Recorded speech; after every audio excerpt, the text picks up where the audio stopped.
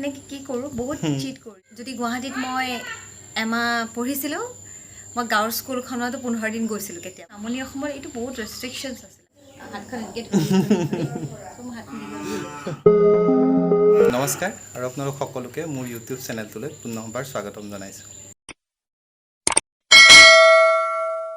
আজি দেখিছেই মোৰ কাষতে কোন বহি আছে আমাৰ সকলোৰে চিনাকি পৰিচিত আচলতে ভ্ৰান্তি মেধি আৰু ভ্ৰান্তি বাক স্বাগতম জনাইছোঁ মোৰ চেনেলটোলৈ আৰু আচলতে আমি আজি শ্বুটিঙৰ মাজতে অলপ সময় বিৰতি পাইছোঁ কাৰণে মই ভাবিলোঁ এনেকৈ এনেই আৰু নৰ্মেলকৈ এটা ভ্ৰান্তি বাৰ লগত অলপ কথা পাতোঁ আৰু ভিডিঅ' এটা বনাই দিওঁ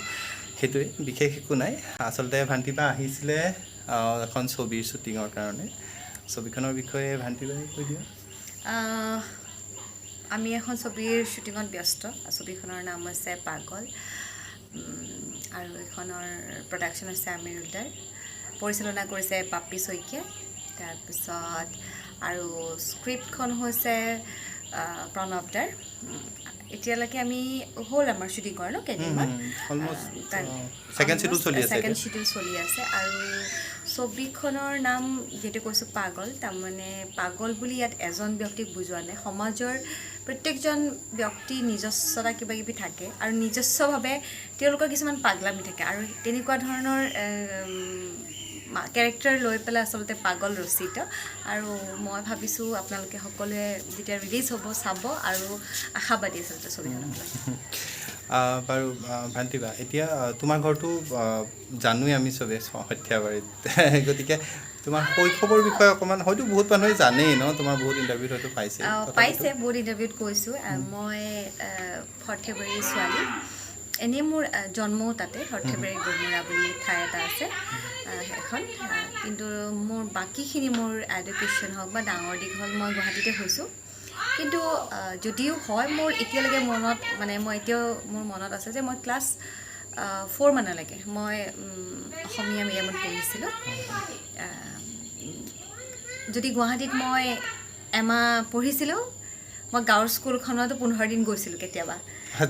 তেতিয়া ইমান ৰেষ্ট্ৰিকশ্যন নাছিলে যে স্কুলত নাম থাকিব আৰু গাঁৱৰ ওচৰতে মোৰ য'ত মানে অৰিজিনেল ঘৰ হয় দেউতাহঁতৰ তাৰ পৰা ওচৰতে সেই গাঁওখনতে স্কুল এখন আছিলে তেতিয়া এল পি স্কুল হয় আৰু সেই এল পি স্কুলত মই বহুদিন গৈ ক্লাছ কৰিছোঁ সেই পৰিৱেশটো মোৰ মনত আছে আৰু প্ৰথম মোৰ ষ্টেজ বুলি ক'লেও মোৰ আমাৰ গাঁৱৰ ষ্টেজখন এখন মঞ্চ বিহু এবাৰ হৈছিলে মোক জোৰ কৰি কোনোবাই লৈ গ'ল আৰু অকণমান নাচিবই নাজানো মায়ে কিবা কয় আইতাহঁতে মিলি কাপোৰ চাপোৰ পিন্ধাই দিলে তেনেকৈ গৈ মোৰ প্ৰথম মঞ্চখনো আচলতে মোৰ গাঁৱতে হয় আৰু বাকীখিনি যেনিবা গুৱাহাটীতে আৰু গোটেইখিনি মই পঢ়া শুনা বা এতিয়া তাতেই মই আছোঁ আমি গোটেই মানে মই বুলি নহয় আৰু মোৰ পৰিয়াল মা দেউতা ভণ্টিহঁত সকলো সৰুৰ পৰা ভাবিছিলা নি অভিনয়ত আহিম এনেকুৱা এটা মানে পেছাত আহিম বুলি বা এনেকুৱা কাম কৰিম বুলি আচলতে অভিনয় যেতিয়া বুজি পোৱা হৈছিলোঁ বুজি পোৱা নহয় যেতিয়া নুবুজাৰ পৰা টিভি চিভি চাই ভাল পাওঁ চিৰিয়েল চাই ভাল পাওঁ আৰু তেতিয়া ভাবোঁ যে টিভিত আমাৰ তেতিয়া ব্লেক এণ্ড হোৱাইট টিভি এটা আছিল সৰু টিভি এটা আছিলে আৰু মই একদম সৰু ফেমিলি এটাৰ পৰা অহা মানে য'ত মানে মোৰ মা দেউতা এনেকুৱা দেউতা সৰু চাকৰি এটা কৰিছিলে সৰু টিভি এটা আছিলে তাৰপিছত তেতিয়া DD 1 আছিল DD 2 ল'বলৈও চাগে কিবা ল'বলগীয়া আছিল মানে মোৰ ইমান মনত নাই কিন্তু সৰু যিহেতু আছিলোঁ তাৰপিছত টিভি যেতিয়া দেখা পাওঁ মানুহবোৰ আছে তাৰপিছত চাওঁ আৰু তাৰপিছত মই ভাবিছোঁ মোকো যদি কোনোবা এনেকৈ চায় তাৰপিছত আকৌ টিভিটো জোখোঁ মই নিজকো জোখোঁ নাই টিভিটোত মানুহবিলাক কিমান মইতো ডাঙৰ গতিকে মই ওলাব নোৱাৰিম তাৰপিছত আৰু কি হ'ল তোমাৰ তেনেকৈ অকণমান ডাঙৰ হ'লোঁ আৰু আমাৰ ওচৰত মোৰ মনত আছে এতিয়াও ওচৰতে মোৰ নেইবাৰতে তেতিয়া তেওঁলোকৰ কেবল আছিলে আমাৰ এণ্টিনা থকা টিভি এটা আছিলে ব্লেক এণ্ড হোৱাইট টিভিটো মানে এণ্টিনাডাল অকণমান দীঘল কৰি দিলে ইহঁতৰ ফালে চেনেল কিবা থাকিলে আমাৰ ইয়াতে মানে হেৰি কৰি যায় মই তেনেকৈ কি কৰোঁ বহুত চিট কৰিছিলোঁ কিতাপো পঢ়োঁ জোৰে কিন্তু মোৰ চকুতে মই টিভিত থাকে সদায় ভাবি থাকোঁ যে মই টিভিত যদি ওলালোহেঁতেন কিন্তু কেতিয়াবা ভবা নাই আৰু যেতিয়া বুজি পোৱা হ'লোঁ মানে কেতিয়াবা এনেকুৱা বিহু নাচিছিলোঁ বিহু নাচিবলৈ যাওঁ তাৰপিছত সমবেত সংগীত এনেকৈ গানত বহুত বেয়া কিন্তু সমবেত সংগীতত মানে যেনিবা গৈছিলোঁ তেনেকৈ গাইছিলোঁ তাৰপিছত ক্লাছ মোৰ 8 মানত থাকোঁতে মোৰ মনত আছে এবাৰ মোক আমাৰ ওচৰৰে বা এজনী তেওঁ মানে মোক কৈছিলে মোৰ বাৰ নামটো আমি হেৰি কৈছিলোঁ বাৰ্বী বা বুলিয়ে কৈছিলোঁ মই তেওঁ সেই নামটো নাজানো আৰু যিটো লিখিত নাম সেই বাৰ্বি বা মানে তেতিয়া আমাক লৈ যায় গীত গাবলৈ বা এনেকৈ প্ৰগ্ৰেমত যাওঁতে এবাৰ মোক লৈ গৈছিলে তাৰপিছত কোনোবা মই মানুহজন পাইছিলোঁ মই তেতিয়া ইমান সৰু নাজানো তেতিয়াও মই ক্লাছ 8ত থাকিলেও মই মানে মোৰ ক্লাছ মেটতকৈ মই প্ৰায় 3 বছৰমান সৰু কাৰণ মই কৈছিলোঁ যে গাঁৱত পঢ়া বুলি মই 2-3 ক্লাছ পঢ়াই নাই তেতিয়া ক্লাছ 3ৰ পৰা পঢ়িছিলোঁ অলপ পঢ়াত চোকা নহয় অলপ ভালেই আছিলে কিন্তু মেচিউৰিটি সেনেকৈ যথেষ্ট কম আছিল আৰু লৈ গৈছিলে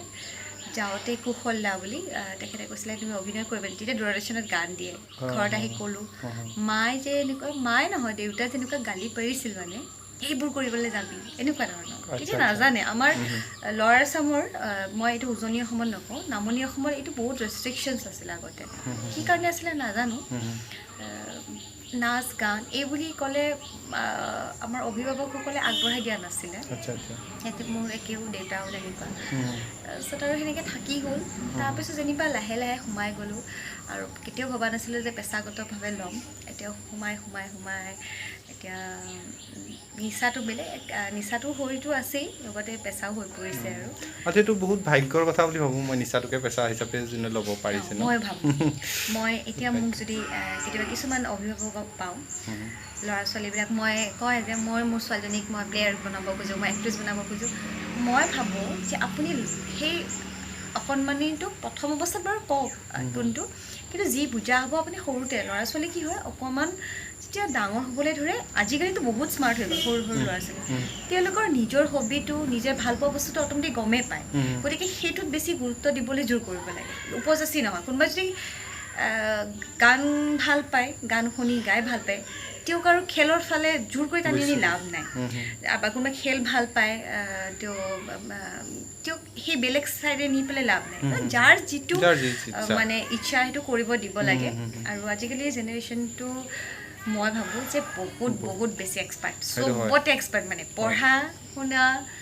খেল ধেমালি লগতে যিখিনি কালচাৰেল মানে আমাৰ আজিকালি পৰিৱেশটো পোৱা হৈছে বেছিকৈ পোৱা হৈছে অভিভাৱকসকল বেছি সজাগ হৈ পৰিছে আগতকৈ আৰু গাঁৱে ভূঞে যিকোনো ঠাইতে মানে মই মানে ভাবোঁ চহৰতকৈ ন গাঁৱে ভূঞে মানুহবিলাক বেছি এক্টিভ হৈ যায় তেওঁলোকৰ ল'ৰা ছোৱালীক মানে কিবা এটা কৰিব লাগিব কিবা এটা বহুত বেছি কষ্ট কৰে তেওঁলোকে আমিতো অৱশ্যে কৈছোঁৱেই যে বৰ্তমান পাগল অসমীয়া নতুনকৈ আহিব লগা পাগল বোলছবিখনৰ আমাৰ এতিয়া দৃশ্যগ্ৰহণ হৈ আছে তাৰ উপৰিও তুমি আৰু কেনেকুৱা মানে আমি আৰু কেনেকুৱা কামত দেখিবলৈ পাম বৰ্তমান কিবা চলি আছে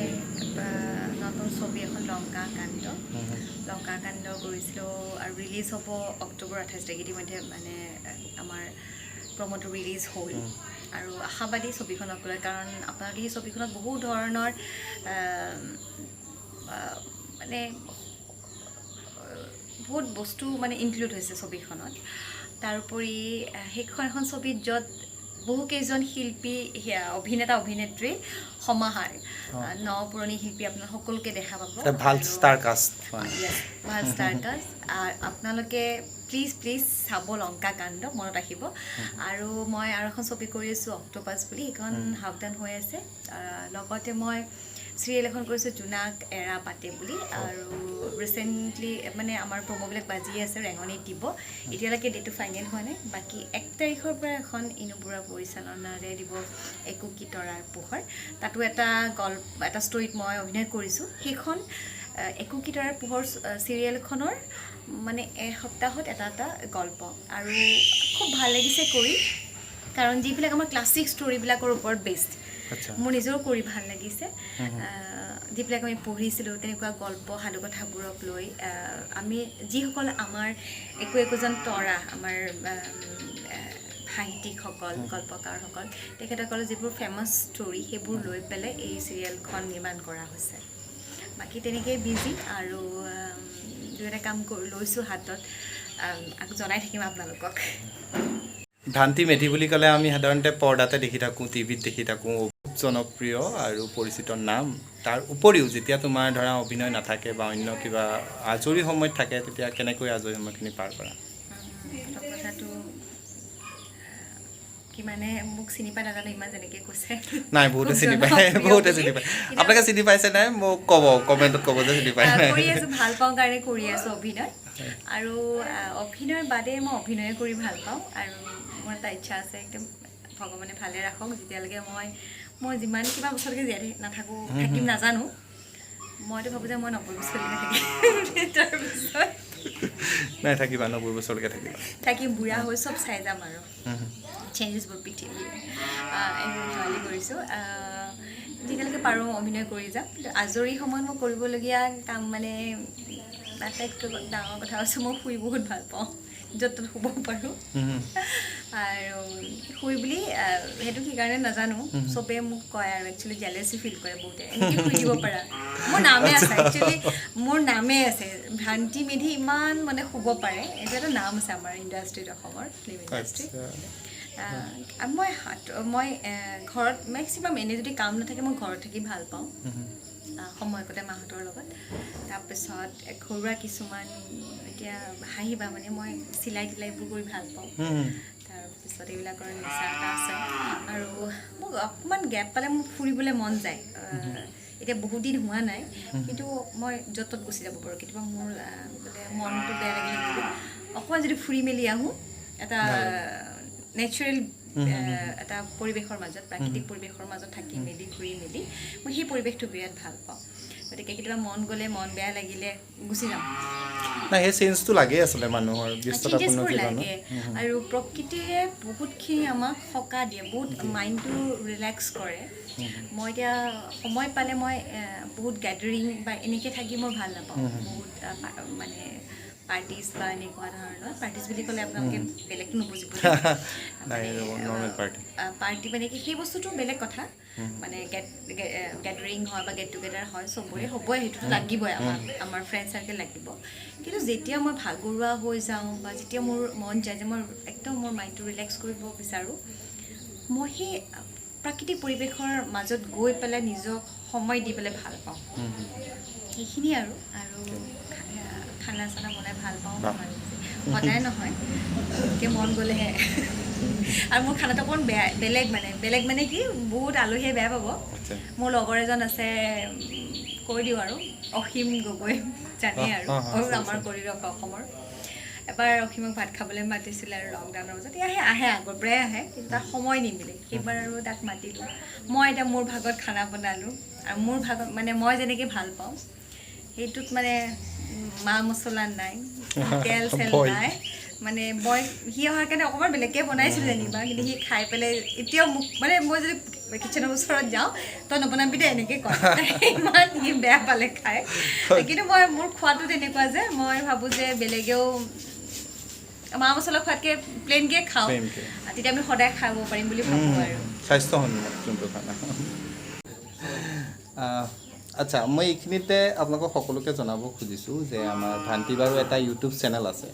তেওঁ বহুত ভিডিঅ' দি থাকে ব্লগ বনাই থাকে আপোনালোকে ডেইলি ব্লগ পাব আচ্ছা নতুন ব্লগটো খুবেই নতুন এতিয়াও বনাই আছে গতিকে আপোনালোকৰ সঁহাৰি লাগে ছাপোৰ্ট লাগে তোমাৰ ব্লগটোৰ নাম কৈ দিয়া মানে ইউটিউব চেনেলটোৰ নাম কৈ দিয়া মোৰ নামেৰে ভ্ৰান্তি মেধি প্লিজ ছাবস্ক্ৰাইব কৰিব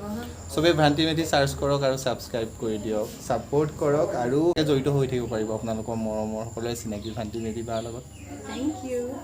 আজিলৈ ইমানেই আচলতে মোৰ মোবাইলটো আজি মই ষ্টেণ্ডডাল নানিলোঁ সেইকাৰণে হাতখন বিষাই গৈছে আৰু বহুত দীঘলীয়া কৰিব খোজা নাই আমাৰো বহুত কষ্ট কৰিছে অভিনয়ৰ লগত আকৌ এতিয়া এইবোৰ হাতখন এনেকৈ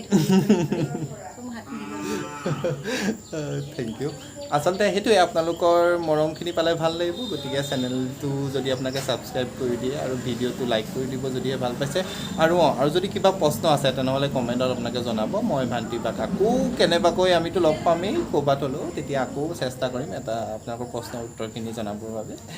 ইমানখিনিয়ে গতিকে ভিডিঅ'টো সম্পূৰ্ণৰূপে চোৱাৰ বাবে বহুত বহুত ধন্যবাদ আৰু আমাৰ ভ্ৰান্তি বাকো বহুত বহুত ধন্যবাদ মোৰ ইমানখিনি সময় দিয়াৰ বাবে থেংক ইউ হেল্ল' মই ভ্ৰান্তি মেধি দেৱজ্যোতিজ ব্লগ এই চেনেলটো আপোনালোকে ছাবস্ক্ৰাইব কৰক যদি এতিয়ালৈকে কৰা নাই লাইক কৰক আৰু শ্বেয়াৰ কৰক আৰু আগুৱাই যোৱাত সহায় কৰক